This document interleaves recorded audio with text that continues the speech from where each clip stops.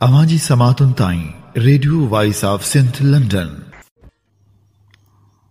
Cholistan canal का मंसूबा के उन्वान से डॉक्टर तौसीफ अहमद खान लिखते हैं,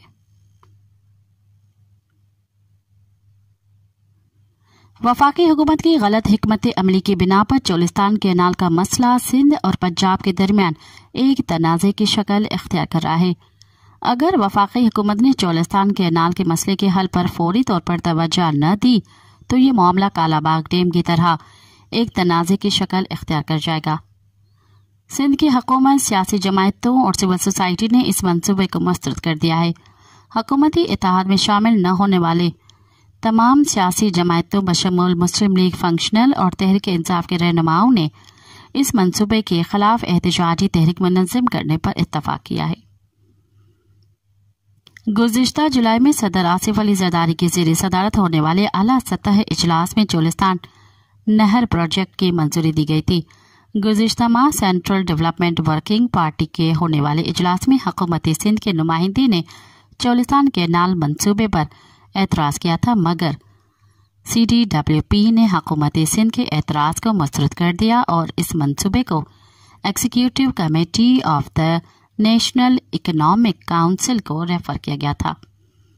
सिंध के वज़ीर आला मुराद अली शाह का दावा है कि उन्होंने कमेटियों में इस मंसूबे के बारे में जामे मौक़िफ़ पेश किया था, मगर उनके मौक़िफ़ को मुस्तरद कर दिया गया। चोलिस्तान कैनाल दरअसल दरिया सतलज की सुलेमान की बैराज से निकाली जाएगी, जो फोर्ट अब्बास पर इख्तिताम पजीर होगी। ये नहर 174 किलोमीटर तवील होगी।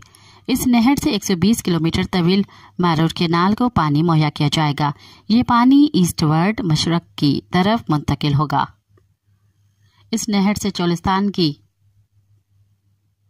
4,52,000 एकड़ जमीन जो सहराई इलाके में है सैराब होगी। इस इलाके में पानी फराहम करने के लिए 524 किलोमीटर डिस्ट्रीब्यूटर्स और छोटी छोटी नहरें तामीर होंगी। इस मंसूबे पर 21 बिलियन रुपए की लागत आएगी। ये मंसूबा इस तरह डिजाइन किया गया है कि ये 3 अपस्ट्रीम दरिया को मुंसलिक करके नहरों रसूल कादराबाद बलूकी और बलूकी सुलेमान की को भी पानी मिलेगा। ये भी बताया गया कि ये इंडस रिवर सिस्टम अथॉरिटी की जनवरी 2024 इजलास में जब इस मंसूबे को पानी की दस्तयाबी का सर्टिफिकेट देने का मामला आया तो हुकूमत सिंध के नुमाइंदे ने यह कानूनी सवाल उठाया कि अथॉरिटी इस नौयत का सर्टिफिकेट जारी करने का इख्तियार नहीं रखती, मगर अथॉरिटी के इजलास में एक के मुकाबले में 4 वोटों से यह सर्टिफिकेट जारी करने का फैसला हुआ था।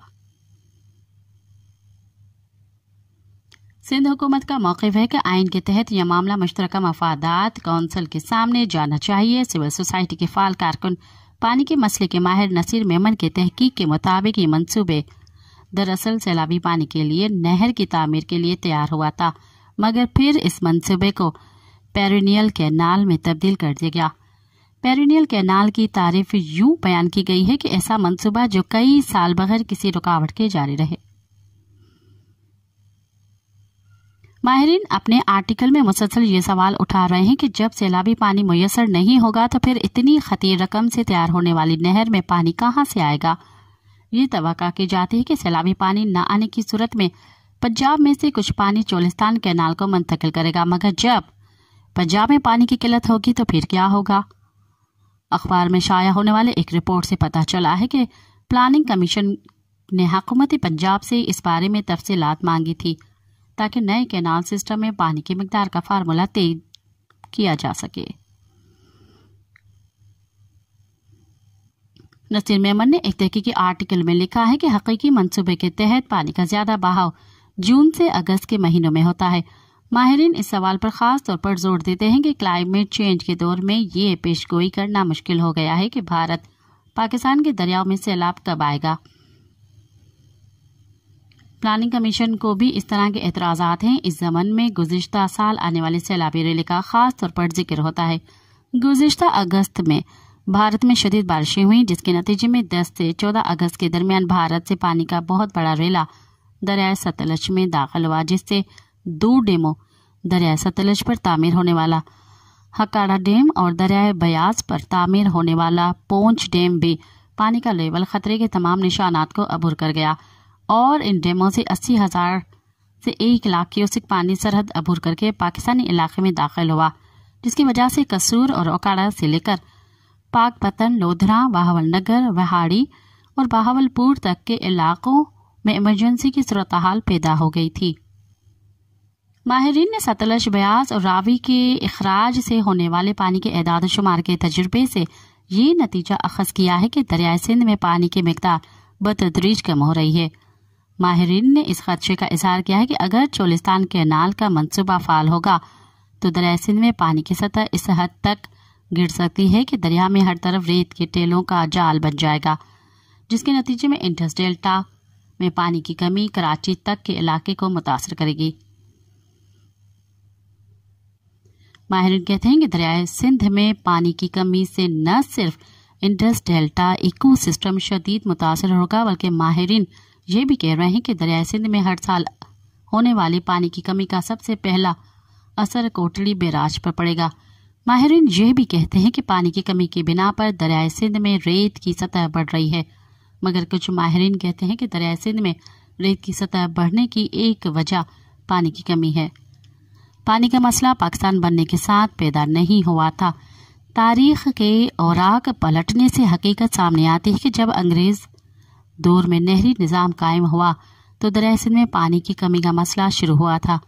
جب سندھ بمبئی میں شامل تھا تو بمبئی کی حکومت کے گورنر جنرل سے درخواست کی تھی کہ پنجاب سے سندھ سے آنے والے پانی کی مقدار کم ہو گئی ہے، اس بنا پر دہلی کی حکومت سندھ کا پانی دلوانے کے لیے فوری اقدامات جاری کرے۔